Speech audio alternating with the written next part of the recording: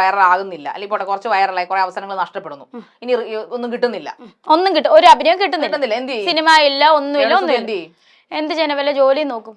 വല്ല ജോലി എന്ന് പറഞ്ഞാൽ അഭിനയം അല്ലാത്ത വേറെ വല്ല ജോലി, വേറെ ജോലിക്ക് പോകാൻ അറിയാന്നല്ല, കിട്ടിയാൽ ഞാൻ ഒരുപാട് ജോലിക്ക് ശ്രമിച്ചതാണ്. അപ്പോൾ എല്ലാവരും പറയുന്നത്, ഇന്റർവ്യൂ കഴിഞ്ഞിട്ട് പറയുന്നത്, നിങ്ങൾ നാടകത്തിനകത്തുണ്ടെന്ന് പത്രത്തിലുണ്ടായിരുന്നു, നിങ്ങൾ ലൈം ലൈറ്റിൽ നിൽക്കുന്നവരാണ്, അപ്പൊ നിങ്ങൾക്ക് ഇടയ്ക്ക് നാടകം വന്നാൽ ഞാൻ നിങ്ങൾക്ക് എങ്ങനെ ലീവ് തരും.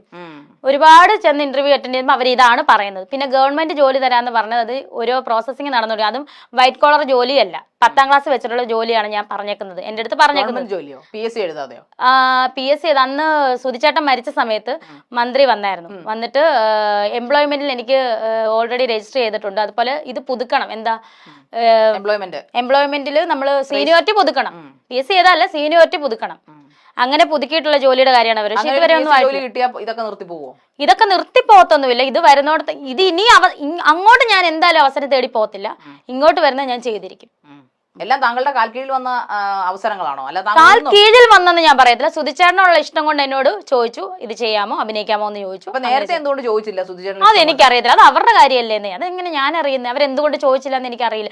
ഇതിന് മുന്നേ സുധിച്ചേട്ടൻ ഉള്ളപ്പോഴത്തേനും ഒരു പ്രൊഡ്യൂസർ ഞങ്ങളുടെ വീട്ടിൽ വന്നായിരുന്നു, സുധിച്ചേട്ടൻ ഇങ്ങനെ ഇരിക്കുന്നു, ഞാൻ സംസാരിക്കുന്ന കൂട്ടത്തിൽ പുള്ളി, ഇനിയിപ്പം ആ പുള്ളി എവിടെയാണെന്ന് അറിയത്തില്ല, സുധിച്ചേട്ടൻ മരിച്ചുപോയി, നിങ്ങൾ കള്ളമാണെന്ന് പറഞ്ഞാൽ എനിക്ക് വിഷയമൊന്നുമില്ല. പുള്ളി ചോദിച്ചു, രേണു ഇതിനകത്ത് ചെയ്യാൻ വരുന്നു, അഭിനയിക്കുന്നു. അപ്പം സുധിച്ചേട്ടൻ, ഞാനപ്പം അവിടെ ഇരുന്നുകൊണ്ട് പറഞ്ഞത്, സുധിച്ചേട്ടന്റെ എനിക്ക് ക്യാമറയ്ക്ക് മുന്നിൽ വരാൻ താല്പര്യമില്ല, സുധിച്ചേട്ടന്റെ സപ്പോർട്ടായിട്ട് നിൽക്കാനാണ് താല്പര്യമാണ് അന്ന് പറഞ്ഞത്. അപ്പൊ അന്ന് അവസരം ഒരെണ്ണം വന്നായിരുന്നു, ഞാൻ അങ്ങനെയാണ് പറഞ്ഞത്.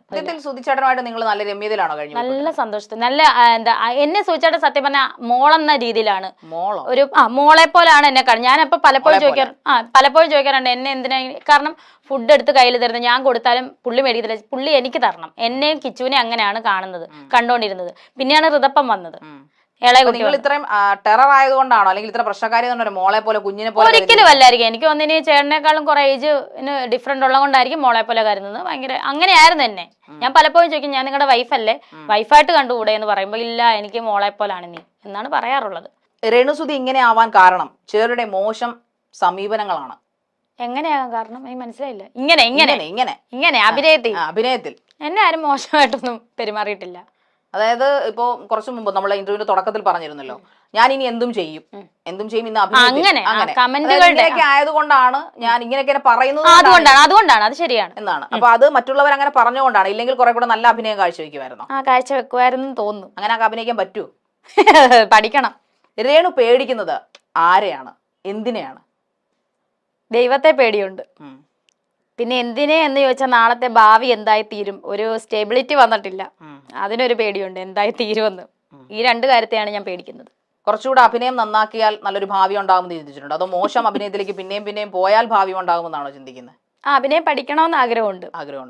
എന്തായാലും ജനങ്ങൾ ഇത്രയും വെറുത്ത സെലിബ്രിറ്റി ആയിട്ടുള്ള, ഇത്രയും വിവാദങ്ങൾ ഉണ്ടാക്കിയെടുത്ത, സോഷ്യൽ മീഡിയക്കാർക്ക് കണ്ടന്റ് ഉണ്ടാക്കുന്ന രേണുസുധിയെ പരിചയപ്പെട്ടതിലും നമ്മളോടൊപ്പം കുറേയധികം സമയം ചെലവഴിച്ചതിലും ഒരുപാട് നന്ദി.